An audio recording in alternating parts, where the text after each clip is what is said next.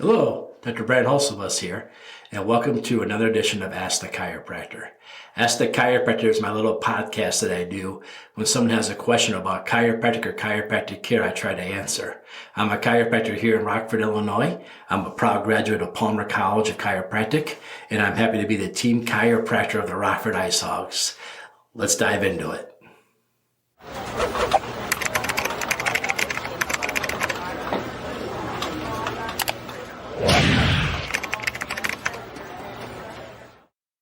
Hi, thanks for tuning in.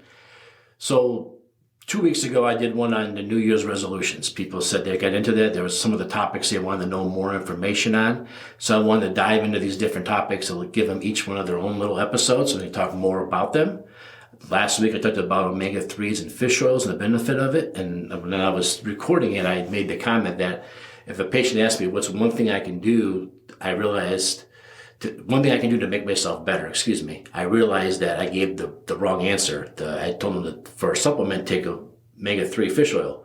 But if you want to do one thing and choose this new year that you're going to make yourself a healthier, better person you were last year, taking fish oil is a great choice. But the easiest thing to do, and the number one thing you should do, is move. Get up every day and do at least a 30-minute walk every day. Just go for that. We are, genetically speaking, we are hunters and gatherers. We heal and we improve on the go. An example of this, your back is made up of discs. Everyone's heard about disc protrusions, disc herniations, spinal stenosis from a disc. All these things they talk about disc are the scary one, degenerative disc disease, which is just disc is dehydrated. It's not really a disease. But if you're worried about the overall health of your disc, you need to understand your disc have no direct blood supply. Your discs only get nutrients in and toxins out when you walk. When you walk, the muscles contract, they push the good stuff in, they pull the bad stuff out. By going for a 30-minute walk every day, you flush out the majority of your spine. Now, when I say a 30-minute walk, that's exactly what I mean. I don't mean be on your feet for 30 minutes. I mean go for a 30-minute walk. Leave, go outside, walk 15 minutes in one direction, then come back. A solid, straight, continuous 30-minute walk a day.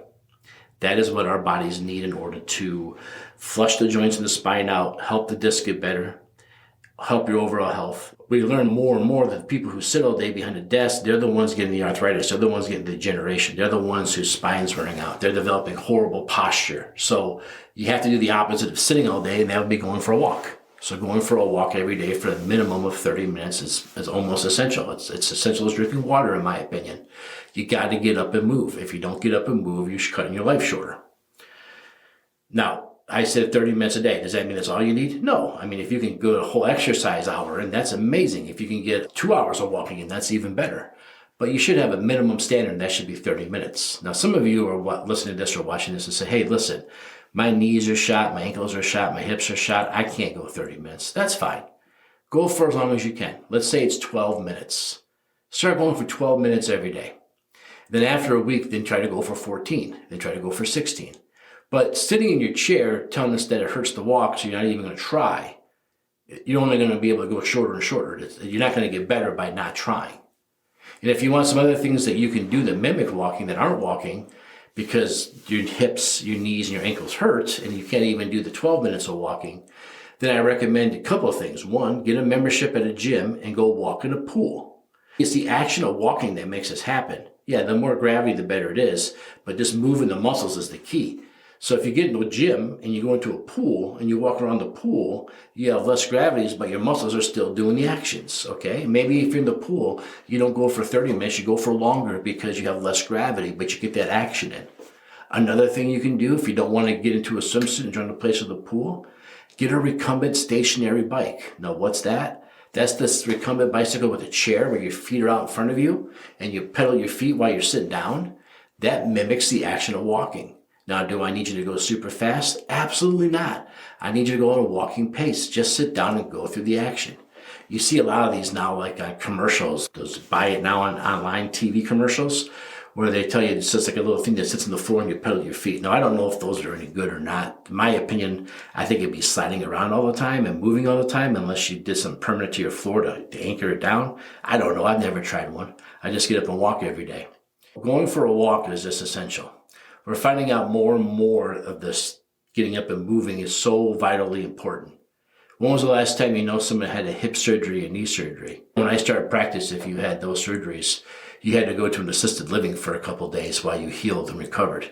Now they get you up walking around within a half an hour after you wake up after the surgery, because even they figured out that walking is so vital and so important. To move is so important. Laying still and idle, you're not going to get better. You're not going to get healthier. You're not going to get stronger. You're only going to continue to weaken and have worse problems. So there you have it. What do I recommend everyone do? I recommend you get up and go for a walk. Now, I know, like I said, a lot of you, this is going to be a challenge. That's going to be hard, but you got to start somewhere, and you got to start doing it. Because if you're not doing it, if you come up with excuses for not doing it, like I said, maybe you could walk only 10 minutes today, but if you say, I can't do 30, so I'm not even going to try, where are you going to be in 6 months from now? Is it going to be 8 minutes? All right. The other area I want you to work on moving besides going for a walk is I want you to work on your balance. Whenever you see someone near the end of their life or after they've had a major health care scare, they've lost their ability to have balance. What do I mean by that?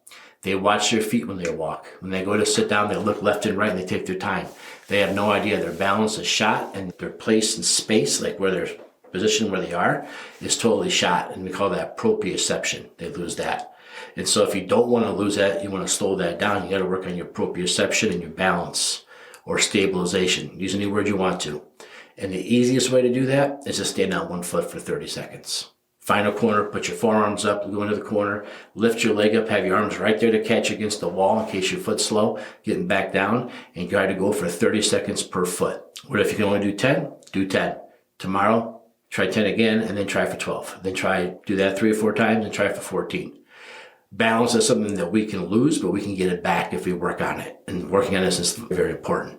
For those of you a little bit more advanced, you want to do better at this, get a Basu ball or a wobble board and try to do a push-up on that or stand on that and try to keep your balance. I have a lot of my teenage athletes that come in here, stand on that and throw a ball against the wall and try to play catch while they're on the wobble board or the Basu ball, trying to keep their balance and their equilibrium at the same time. That's going to develop an extremely strong core muscles. Your core muscles don't move voluntarily. What do I mean by that? Like right now, anybody here can raise their left arm, no problem, because your left arm has this thing called Gogli tendon organs, G-O-G-L-I tendon organs. GTOs is what we abbreviate them as. And you can tell a GTO to move, it'll move. Your spinal muscles no longer have those, so they're different under a microscope when you look at them. They don't have them, but they have 1,000 times more neural connections because their job's always to keep your eyes level with the horizon no matter what. This is why when you get a subluxation in your spine, the subluxation will change your posture, how you sit. And we always find a secondary subluxation to balance you back out. We rarely ever find anybody with one spot. Almost everyone's 2, 3, or 4 spots just for the simple action of the righting reflex. It's so important to keep your head level. So with that being said, you want to make your spinal muscles very strong. And so I see a lot of people trying to do stretches in their hips and their shoulders. And that's great stuff too. That has a lot to do with your posture. But in reality, you really got to focus on doing some stabilization exercises. And like I said, just trying to stand on something out of whack, out of balance, makes it really challenging. Some people will even try to stand on a pillow to make it a little more challenging.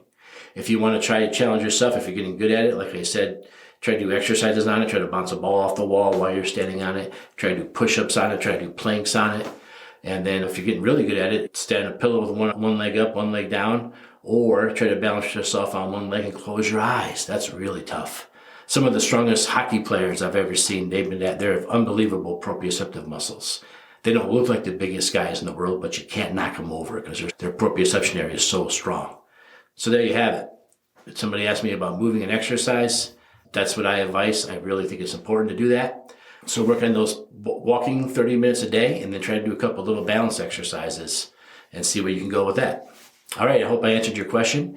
And remember, if you have a question about chiropractic or chiropractic care, there's only one person qualified to answer that question, and that would be a chiropractor. They don't study chiropractic in dental school, optometry school, or medical school. Only chiropractors study chiropractic. So go ahead and leave a comment below or a post below, and I'll get back to you. Thank you.